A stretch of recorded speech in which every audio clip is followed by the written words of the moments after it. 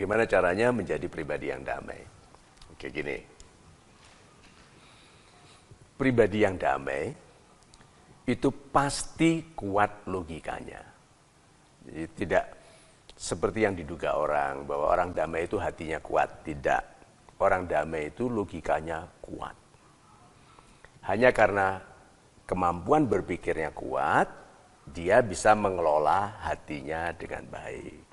Hati itu pada dasarnya sulit damai. Hati itu naik turun, memang amplitudonya semakin muda itu semakin tinggi, semakin kasar, pergaulan seseorang itu semakin tinggi, semakin besar tekanan ekonominya, itu amplitudonya semakin tinggi. Nah, memang kehidupan seseorang ditentukan oleh kebaikan hatinya, kualitas kebaikannya. Tetapi kebaikan hatinya ditentukan oleh kebaikan pikirannya. Untuk menjadi damai, seseorang harus menggunakan pikirannya dengan logis, menerima hukum-hukum kehidupan. Hukum-hukum kehidupan. Begini, dalam hukum kehidupan ditetapkan bahwa segala sesuatu yang terjadi untuk kebaikan.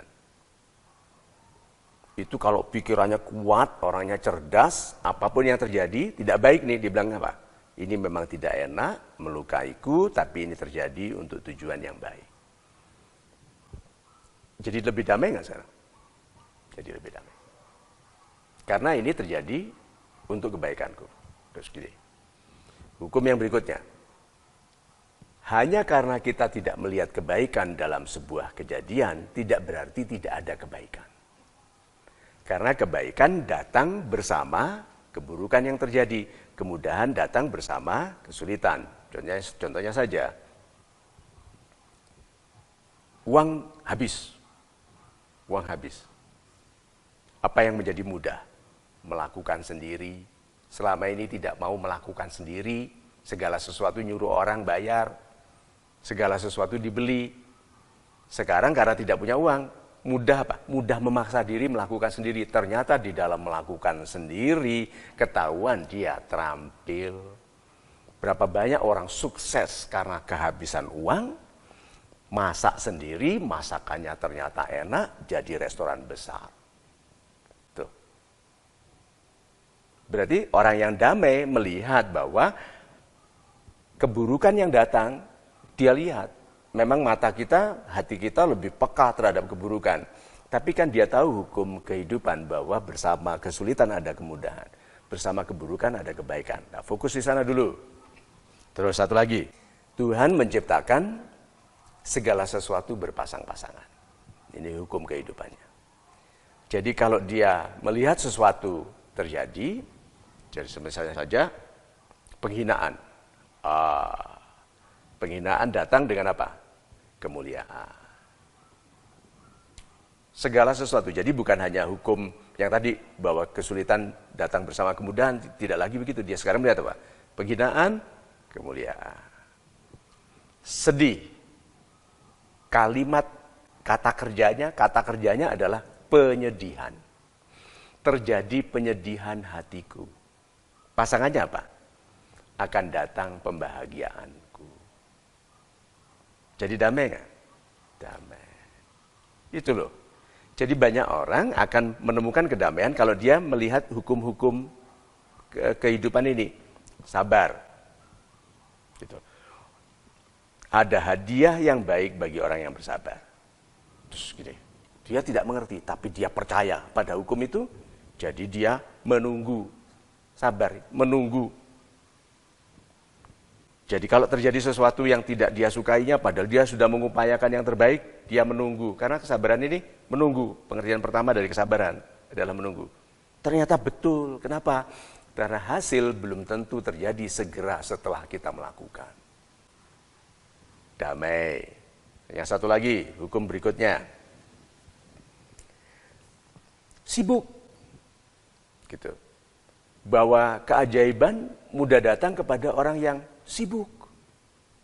Kalau begitu, sibuk saja. Dalam kesibukannya, dia menjadi damai karena dia tahu di dalam kesibukan ini akan timbul kemungkinan-kemungkinan bagi terjadinya penyejahteraan, pemuliaan, pembesaran nama, perluasan pengaruh, pembesaran manfaat kita bagi sesama. Sibuk. Satu lagi apa? Berani. Karena ada keajaiban bagi yang berani. Orang yang berani, ini logikanya ya. Lihat kenapa orang damai itu logikanya harus kuat sekali.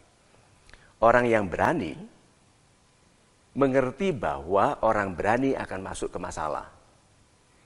Hukumnya adalah Tuhan tidak akan berikan masalah kepada kita kecuali kita mampu menyelesaikan. Orang berani kan berarti masuk masalah.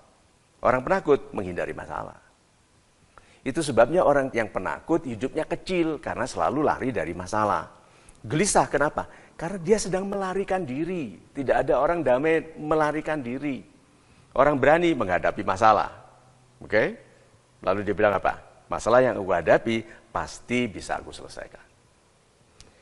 Nah, kita cukupkan dulu di situ logikanya. Tapi sudah kelihatan kan bahwa orang yang mau menenangkan hati tidak boleh melalaikan kejernihan berpikir, ketegasan logika. Kemudian apa? Kesetiaan pada pengertian baik. Hidayah itu pengertian baik. Tuhan sudah sampaikan hidayah. Dia dengar malam dia mau tidur, ada pesta pernikahan, nyalakan loudspeaker, dia dengar, ada khotbah pernikahan, dia dengarkan, itu hidayah. Sudah sampai kepada dia, tapi dia tidak menghormati hidayah. Jadi tidak jadi hidayah. Hanya jadi suara yang mengganggu tidurnya. Tapi kalau dia bilang itu benar, lalu aku patuhi. Kepada guru aja kita bilang, saya dengar dan saya patuh. Masa kepada Tuhan tidak katakan, saya dengar Tuhan dan saya patuh. Coba indah sekali ya. Nah, kita tutup pengertiannya dengan kalimat itu tadi. Jadi bukan hanya kepada guru kita, tapi kepada Tuhan. Tuhanku, aku dengar dan aku patuh. Aduh, indah sekali itu. Tuhan, aku dengar, berarti aku akan gunakan semua logikaku, kekuatan dari rasioku untuk mendamaikan hatiku. Gitu.